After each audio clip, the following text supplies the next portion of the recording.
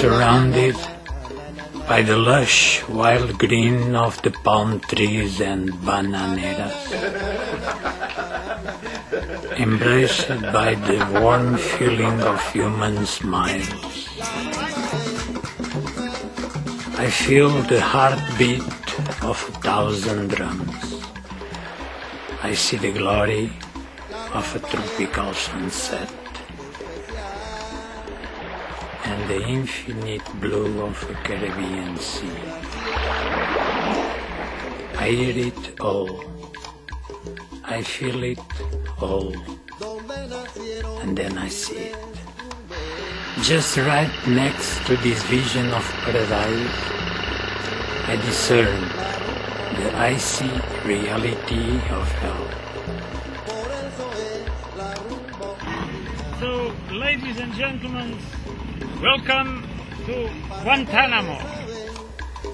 Guantanamo Bay is the site of a United States naval base, and in the opinion of some people, the largest political prison in Cuba.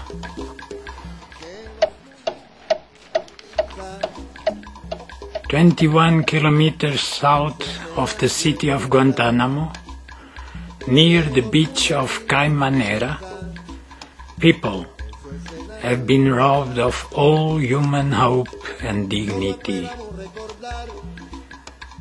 I did some research to find out why the US has a naval base in the enemy territory. Well, it all started in 1903. The Cubans, with the unwanted help of the North Americans, had just won the war against the Spanish colonials and were now trying to achieve independence. But the US wanted to annex Cuba and turn it into another American state like Puerto Rico. The US found an excuse to invade Cuba and give them an ultimatum. They call it the Platt Amendment. One of the conditions in the ultimatum was that in exchange for letting Cuba be independent, the US would keep 116 square kilometers of Cuban territory around Guantanamo Bay, to be used as a naval base in perpetuity. 31 years later, President Roosevelt, known in Cuba as the Bully, agreed with the Cuban request to change the treaty from being perpetual to a 99 years lease. But the North Americans made sure that the lease would only be terminated if both sides agree. Fat chance. The base was first intended to protect the construction of the Panama Canal, which started in 1904.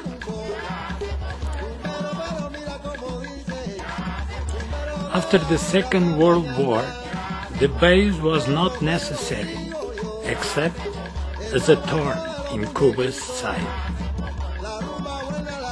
When Fidel came to power, the Cuban government asked US again to return the base. The US refused.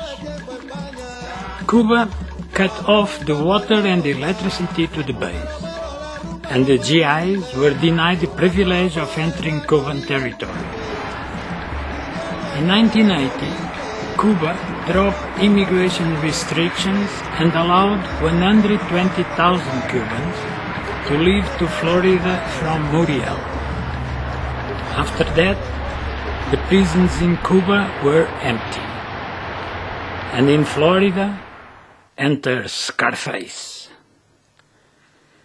In 2002, the West attacked Afghanistan to destroy the Taliban and Al-Qaeda. It was then that Guantanamo Bay turned into a concentration camp. The North Americans turned prisoners of war into non-humans by calling them non-combatants. But we cannot make a human being disappear just by changing their names. Can you imagine being made prisoner in the mountains or deserts of Afghanistan or Iraq? A bag put over your head, thrown into a plane, flown away for many hours, always under the heavy pressure from the jailers. When the airplane lands, you are thrown outside, and then the heat kicks you like a mule.